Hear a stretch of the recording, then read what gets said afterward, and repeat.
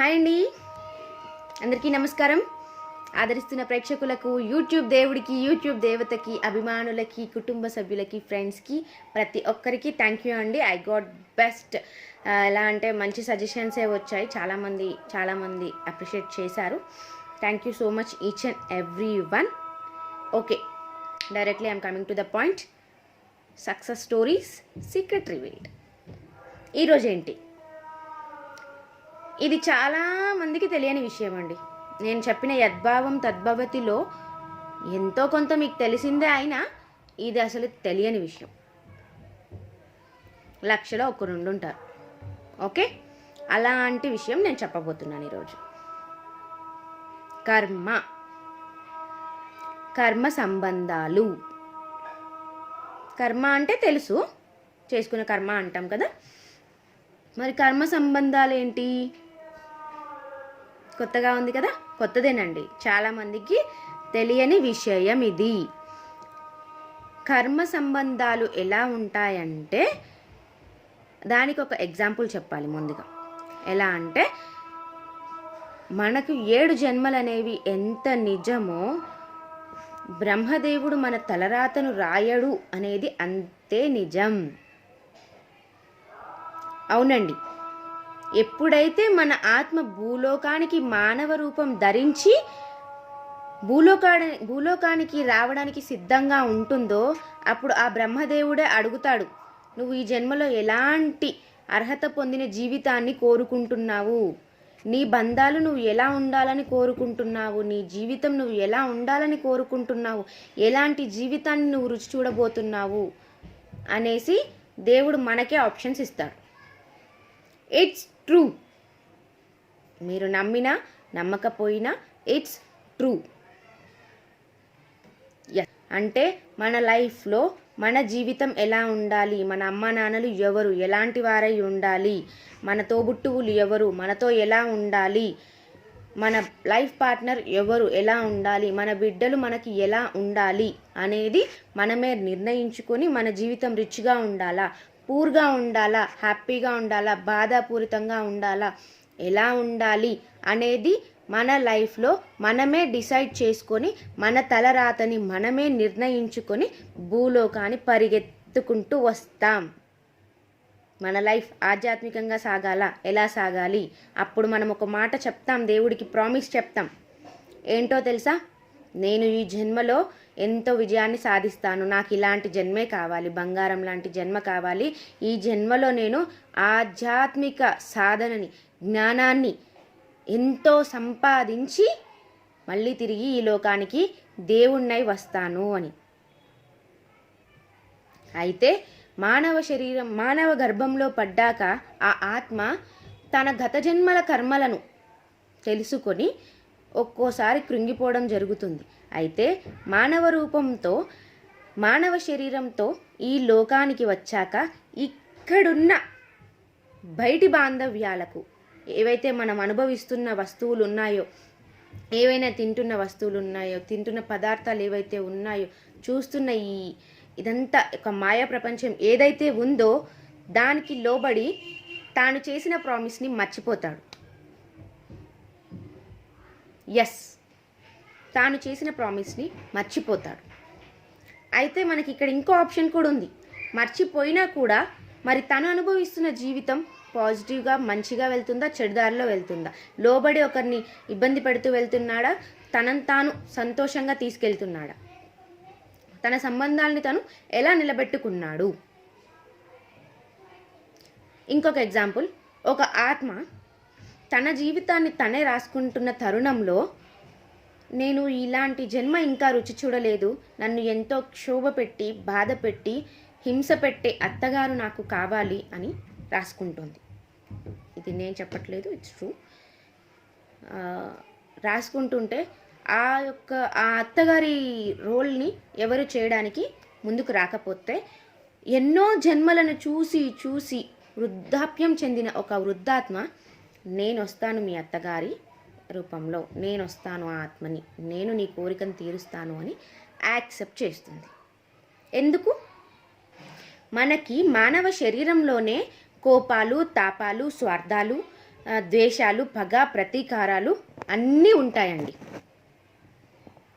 ఆత్మ అనే రోల్లో ప్రేమ ఇవ్వడం తప్ప, సంతోషం తప్ప అసూయ, ద్వేషం, పగ ఎక్కడా ఉండవు.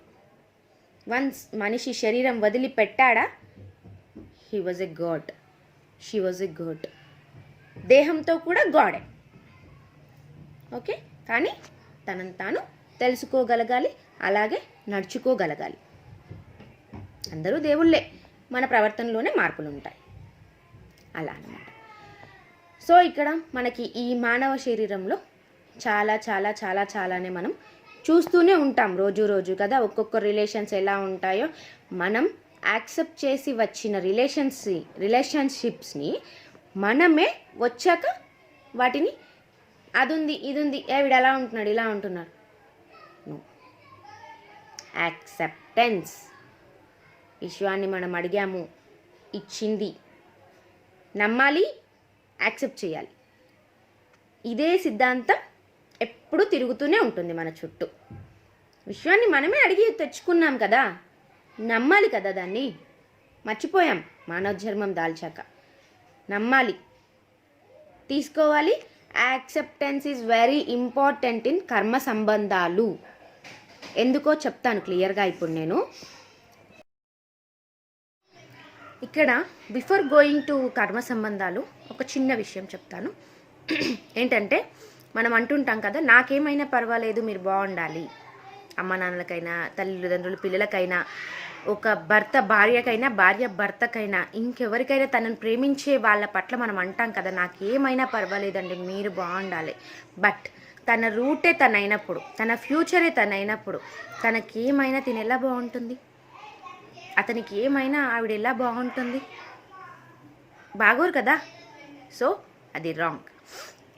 Self love is very important. మనం ఒకరిని ప్రేమిస్తున్నాము అని చెప్పే ముందు, నన్ను నేను ప్రేమిస్తున్నాను, నేనంటే నాకు చాలా ఇష్టం, నా దేహాన్ని నేను సంపూర్ణంగా ప్రేమిస్తున్నాను, I love my body and my soul అని చెప్పుకోండి. ఎందుకు అంటే ఆత్మ వేరు, ఇక్కడ మనసు వేరండి. ఆత్మ ఎప్పుడు మీ గత జన్మలని ఈ జన్మలకు తీసుకొచ్చి తన రుణాలను తీర్చుకుంటూ ఈ జన్మ సంబంధాలని కలుపుకుంటూ తీసుకెళ్లాలని చూస్తుంది. బట్ మనసు ఈ మాయాలోకానికి ఒక ముగ్ధురాలై ఇప్పుడున్న వాటిని మీకు లోబరుస్తూ ఉంటుందన్నమాట. అర్థమైందా? So self love is very important, చాలా ఇంపార్టెంట్. ఇక్కడ ఎవరైనా మిమ్మల్ని ప్రశ్నించి లేదా శిక్షించి మీరు చేయని తప్పుకి కృంగిపోయే పరిస్థితి వచ్చిందా? వస్తుంది, కొందరికి వస్తుంది, అలాంటి పీక్ స్టేజ్ వస్తుంది. వచ్చిందా? అడుక్కోకండి చండాలంగా. అర్థమైందా? చండాలంగా అడుక్కోకండి. మిమ్మల్ని మీరు నిరూపించుకోవడానికి విశ్వ ప్రయత్నాలు చేయకండి. సైలెంట్గానే ఉండండి. దాన్ని ఒక సాక్షిగా చూడండి, మీకేం జరుగుతోందో. మీకు కృంగిపోవాలనిపిస్తే కృంగిపోకండి. మీ మనసుతో మీరు మాట్లాడుకొని మిమ్మల్ని మీరు గర్వంగా మీరేంటో నిరూపించుకునే స్థాయిలో వాళ్ళ ముందు కనిపించండి. అప్పుడు ఒక్కరికి కూడా యూ షుడ్ నాట్ ప్రూవ్. మాటలతో పని లేకుండా పని చేసి చూపించండి, నిరూపించుకొని చూపించండి. అది మన గొప్పతనం. ఓకేనా?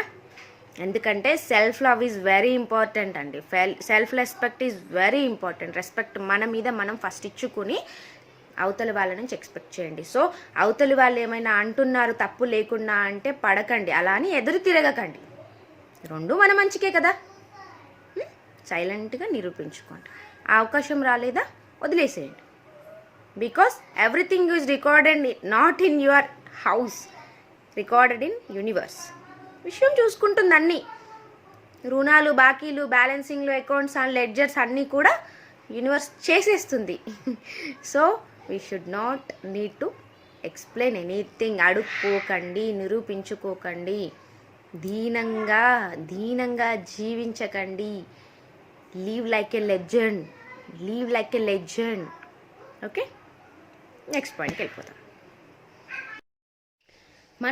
నేను ఒక వీడియోలో చెప్పాను, ముందు వీడియోలో, నా జన్మేంట్రా ఇలా చచ్చింది, ఏ జన్మలో చేసుకున్న పాపమో ఆ పాపాన్ని మనం, ఆ కర్మని, కర్మ అంటే పని ఉంది, ప్రేమ ఉంది, బంధం ఉంది, అన్నీ, బాధ కూడా ఉంది, నొప్పి కూడా ఉంది. ఆ కర్మ ఏదైతే ఉందో మనం ఈ జన్మలో క్లియర్ చేసుకోవాలనుకుంటాం. బాకీలాగా ఒక రుణం మనం ఎవరికైనా 1000 రూపాయలు ఇవ్వాల్సి ఉంది అని అంటే దాన్ని క్లియర్ చేసుకోవడానికి ఎలాగైతే ప్రయత్నిస్తామో మన పాపాన్ని ఎక్కడికి పోదు, అంటిల్ అవర్ లాస్ట్ లైఫ్. జంతువులది కూడా ఒక జన్మ అనమాట, అందులో ఒక భాగం. చాలా జన్మలు ఉంటాయండి, 80 కోట్ల జన్మలు ఉంటాయి జంతువులవి కూడా. ఒక్కొక్క జంతువుకి ఒక్కొక్క పరిణామాలు, మనం చేసిన కర్మల్ని బట్టి మన జంతువులు అనేవి ఉంటాయి. అందులో గొప్ప జన్మ మనిషి జన్మేనండి. ఏ జంతువు మాట్లాడలేదు, లేదంటే చూడలేదు, ఏదో ఒకటి వాటికి లేదు, బట్ అన్ని శక్తులు కలిగిన ఏకైక వ్యక్తి మనిషి. గొప్ప జన్మ మనిషిది. ఓకే, మనం మన సోల్మేట్ని ఒక ఎగ్జాంపుల్ తీసుకుందాం. మన సోల్మేట్స్తో మనం ఎక్కువగా ఉంటాం కదా, చాలా ప్రేమగా ఉంటారండి కొంతమంది. ఎంత లవబుల్ జర్నీ అంటే వాళ్ళది చాలామందికి ఈర్ష్య కలిగించే జర్నీ.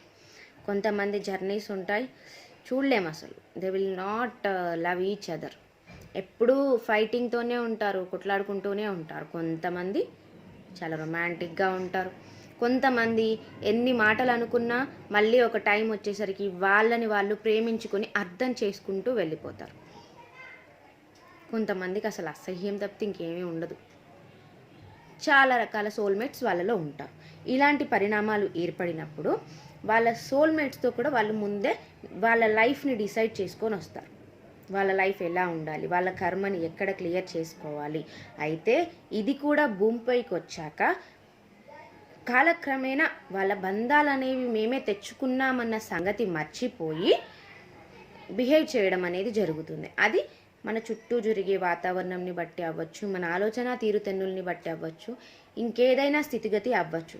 దానివల్ల ఆ మార్పులనేవి జరిగి విడిపోవడమో, ప్రేమగా ఉండడమో, కలిసి ప్రాణాలు వదలడమో, లేదు అటు ఇటుగా ముందు అయినా కూడా జరగడం అనేది జరుగుతుంది. ఇక్కడ కొంతమంది ఆలోచిస్తారు, నేను ఏ తప్పు చేశాను, ఆయన నన్ను వదిలిపెట్టి వెళ్ళిపోయారు అనేది. మీకు అది తోచదు, because it's not your mistake. అక్కడ అది జరుగుతుంది. మిస్టేక్ అంటే మీలో కూడా తప్పు ఉంటుంది. మీరు కలిసి ఉండాలని వచ్చినా కూడా ఇక్కడ లైఫ్లో అది ఇంబ్యాలెన్స్ అవుతుంది. ఇంబ్యాలెన్స్ అవ్వడం వల్ల అది విడిపోతారు. కొంతమంది ఎన్ని వచ్చినా విడిపోరండి, ఫైటింగ్స్ అవుతూ ఉంటాయి అయినా విడిపోరు. ఎందుకంటే వాళ్ళ లవ్ అంత అఫెక్షన్ అనేది, వాళ్ళ స్ట్రాంగ్నెస్ వాళ్ళు క్రియేట్ చేసుకొని వచ్చారు. ఎన్ని వచ్చినా మనం నిలబడాలి అనేది, వాళ్ళు అంత ఎఫెక్షన్ని వాళ్ళ లైఫ్లో క్రియేట్ చేసుకొని వచ్చారనమాట మెయిన్గా. ఓకే, ఒకవేళ వాళ్ళిద్దరి మధ్య ఫైటింగ్సే ఎక్కువ ఉన్నాయి అని అంటే కూడా, విడిపోయారంటే కూడా, వైఫ్ ఆర్ హస్బెండ్కి కలవాలి, ఈ సోల్మేట్తో నేను ఎప్పుడు జీవితాంతం కలిసే ఉండాలి అనే ఒక ఫీలింగ్తోని తాను కానీ మెడిటేషన్ చేస్తే ఇద్దరు కలిసి హ్యాపీ లైఫ్ని లీడ్ చేయొచ్చు. It's happened already. నేను అలాంటి రియల్ సక్సెస్ స్టోరీని పార్ట్ 1గా రిలీజ్ చేస్తాను దాన్ని ఫస్ట్గా. ఓకే, చాలా స్టోరీస్ ఉన్నాయండి నా దగ్గర, ఇలాంటి సక్సెస్ స్టోరీస్. వాళ్ళు ఏం చేశారు, ఎలా చేస్తే అది జరిగింది అనేది I will tell you clearly. Next, కర్మబంధాల్ని ఎలా యాక్సెప్ట్ చేస్తే మనకు అనుకూలంగా మారుతాయి. ఈ లోకంలో ఏదైనా మనకు అనుకూలంగా మార్చుకునే శక్తి మనకుంది. మనకు అనుకూలంగా మార్చుకోవడం అంటే వాళ్ళకి ప్రతికూలంగా జరగడం అని అస్సలు అనుకోవద్దు. వాళ్ళకి అనుకూలంగా ఉంటూ మన లైఫ్ని మనం సంతోషంగా అందరికీ నచ్చినట్టుగా లీడ్ చేయడం. ఓకే, నా పాయింట్ అర్థమైంది కదా. ఎందుకంటే మన సోల్మేట్నైనా ఇంకెవరినైనా కూడా మనకి నచ్చినట్టుగా, నాకు నచ్చినట్టుగానే నువ్వు ఉండాలి అనే రైట్స్ ఎవ్వరికీ ఉండవండి. ఇక్కడ తప్పు చేయనంత వరకు, ఒకరిని నొప్పించనంత వరకు ఎవరి ఫ్రీడమ్, ఎవరి రైట్స్ వాళ్ళకి తప్పకుండా ఉన్నాయి. దేవుడు మన తలరాతని రాయలేదు, మనమే రాసుకున్నాము. Accept it. ఉదాహరణకి మన ఇంట్లో మన అమ్మా నాన్నలవని, అత్తమామలవని, ఇంకా మన భర్తే అవని, ఒకానొక సిచ్యువేషన్లో మనల్ని దండిస్తున్నారు, ఊరికే తిడుతున్నారు అంటే యాక్సెప్ట్ ఇట్. ఎందుకు చెప్తున్నాను తెలుసా ఇన్నిసార్లు యాక్సెప్ట్ అని? వెన్ వీఆర్ యాక్సెప్ట్ అవర్ కర్మ, ఎప్పుడైతే మన కర్మని మనం యాక్సెప్ట్ చేశామో అప్పుడు మన ప్రతికూల విషయాలన్నీ కూడా అనుకూలంగా మారి మనల్ని ఎంతో ఎత్తుకు హ్యాపీనెస్ని పంచుతూ, ప్రేమను పంచుతూ ఎక్కిస్తాయన్నమాట. ఒక ఎగ్జాంపుల్ చెప్తాను. ఒక హస్బెండ్ అండ్ వైఫ్ ఆల్వేస్ తిట్టుకుంటున్నారు. అతను ఏం చేసినా, ఆమె ఏం చేసినా అతనికి నచ్చట్లేదు. ఒక కూర వండినా నచ్చట్లేదు, ఇచ్చిన తీసుకోవట్లేదు, తాగట్లేదు. ఆ అమ్మాయి విసిగిపోయింది. ఇలాంటివి మనం రెగ్యులర్గా చూస్తూనే ఉంటాం కదా. విసిగిపోతుంది. కానీ ఆ అమ్మాయికి సహనం ఎక్కువ కదా, భరిస్తుంది, ఏడవట్లేదు. చాలామందికి ఆ సహనం అనేది ఏడుపుతో పోతుంది. ఆ ఏడవలేనప్పుడు అది ఏమవుతుందంటే లోపల అదొక రకమైన బాధని మింగి మింగి మింగి మింగి ఒక అసహనాన్ని అది ఏర్పరిచి కోపం రూపంలో లేదా ఇంకో ద్వేషం రూపంలో అది బయటికి రిలీజ్ అవుతుంది. ఆ సిచ్యువేషన్ని ఎప్పుడు కూడా మనం తెచ్చుకోకూడదు. బాధ వస్తే ఏడ్చేయండి, లేదా మీ ఒపీనియన్ని వాళ్ళకి అర్థమయ్యే విధంగా చెప్పండి. అయినా అర్థం చేసుకోలేదా, జస్ట్ లీవ్ ఇట్. ఓకేనా? మీకు అసహనం లేదా, వాళ్ళ నుంచి విడిపోవాలని, ప్రశాంతంగా ఉండాలని ఉందా, కొన్ని రోజులు వదిలేసి ప్రశాంతంగా ఉండి వాళ్ళకి ఎలా నచ్చ చెప్పుకోవాలో అని ఆలోచించుకొని తిరిగి రండి. నేను విడిపోమ్మనట్లేదు, అర్థమవుతుందా? నేను విడిపోమ్మనట్లేదు. ఇంకో సిచ్యువేషన్ అర్థమైంది. దూరంగా ఉండడం వల్ల మీరు దూరంగా ఉంటున్నారు కదా, ఎలా చేయొచ్చు? మీరు విష్ చేయండి. మీ సోల్మేటే కదా, మీ ఒక్క సోల్ లవ్ వాళ్ళకి అర్థమయ్యేలా చెప్పారు అనుకోండి, ఇక్కడ జరుగుతుందండి. It is possible. ఇంకో ఎగ్జాంపుల్ చెప్తాను. సపోజ్ ఒక అత్తగారే అనుకోండి, ఆ అమ్మాయిని బాగా కష్టపెడుతుంది. అసలు సంబంధమే లేని విషయాల్ని, అసలు ఆమె వ్యక్తిత్వమే కాని విషయాల్ని బయట ఎందరికో తప్పుగా ప్రచారం చేస్తుంది అనుకోండి. ఆ అమ్మాయి కృంగిపోతుంది కదా. ఎందుకంటే తను అలాంటి పర్సన్ కాదు, చాలా మంచి వ్యక్తి, సహనంతో ఉన్న వ్యక్తి. సపోజ్ ఇట్స్ ఆల్ ఎగ్జాంపుల్స్ అండి. ఉంది అనుకోండి, కృంగిపోతుంది. అసలు తనని కాని తన వ్యక్తి. కొంతమంది ఉంటారు అలా, ఏంటంటే అది ఆ రూమర్సే వాళ్ళకి ఇష్టం, అలా వాళ్ళకి ఇష్టం. ఎందుకంటే వాళ్ళు అలాంటి లైఫ్ని తెచ్చుకున్నారు. వీళ్ళు అడిగారు కదా, నాకు ఇలాంటి అత్తగారు కావాలని అడిగారు కదా. సో తను అలాగే ఉంటుంది, 100% అలాగే ఉంటుంది. తనకు అదే కోరుకుంది, తను అదే తెచ్చుకుంది. కృంగిపోతుంది. అప్పుడు ఏం చేయాలి అంటే ఫస్ట్ ఓపికగా భరించాలి.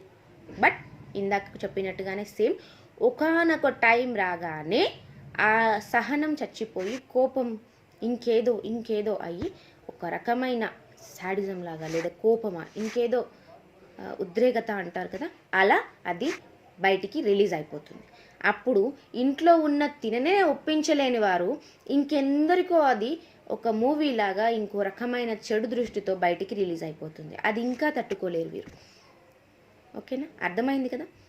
తట్టుకోలేని ఆ స్థితి వచ్చినప్పుడు మనిషి కృంగిపోతాడు. బ్రతకాలనే ఆశ వదిలేసి చనిపోవాలనే స్థితికి కూడా డిప్రెషన్లోకి వెళ్ళే చాలామంది ఉంటారు ఇక్కడ. అది ఉమెన్ అవని, మెన్ అవని, కోడలవని, కూతురవని, నాన్న, అమ్మ, ఎవరైనా అవని, ఇది ప్రతి ఒక్కరికి వర్తించే విషయం. Just accept. ఎలా? మీకు కోపడాలనుందా, అప్పుడు అది అక్కడ ఒక్కసారి ఒక మాటని వదిలేయండి, వద్దు. లేదంటే కూడా మీకు అక్కడ వినాలని లేదు, అది మన చెవిలో పడితేనే అది ఇక్కడి వరకు వెళ్తుంది, ఇక్కడ నుంచి ఇక్కడ వరకు వస్తుంది, ఇక్కడ నుంచి అది నిండిపోయి ఇలా వచ్చేస్తుంది కదా. వెళ్ళిపోండి, హ్యాపీగా వెళ్ళిపోండి అక్కడి నుంచి. మరి వెళ్ళిపోండి అంటున్నాను, మరి ప్రేమకి విలువ లేదా, పెద్దలంటే గౌరవం లేదా అని నన్ను ప్రశ్నించకండి. పెద్దలంటే గౌరవం ఉండాలి, ప్రతి ఒక్కరి పట్ల దైవత్వం, అందరినీ గౌరవించాలి. కానీ దానికి ముందు నీ ఆత్మని నువ్వు ప్రేమించాలి, గౌరవించాలి. నీవు బయటికి ప్రదర్శించబడినప్పుడు నీ ఆత్మ క్షోభించడం అనేది తప్పు. అలా క్షోభించినప్పుడు నువ్వు ఆ స్థితికి దూరంగా వెళ్ళిపోయి నీ స్థితిని సమకూర్చుకొని మళ్ళీరా. నీ సొంత బలాన్ని, నీ ఆత్మ బలాన్ని పెంచుకొని మళ్ళీరా. అప్పుడు కూడా అలాగే జరుగుతుందా? Accept it. తనే మారుతుందిలే మెల్లిమెల్లిగా. ఒక పాజిటివ్ వైబ్ని రిలీజ్ చేసుకోండి, జరుగుతుంది. ఒక్క పాజిటివ్ వైబ్ని వదిలేయండి. వాళ్ళైనా అలాగే ఉన్నారు బికాజ్ నువ్వే తెచ్చుకున్నావు. Accept it. Acceptance is very important in our role. Accept చేసేంత వరకు వాళ్ళు మారరు. అయినా అలాగే ఉన్నారా? తాను అలాంటి జీవితాన్ని కోరుకొని వచ్చింది. నేను ఇలాగే ఉంటాను.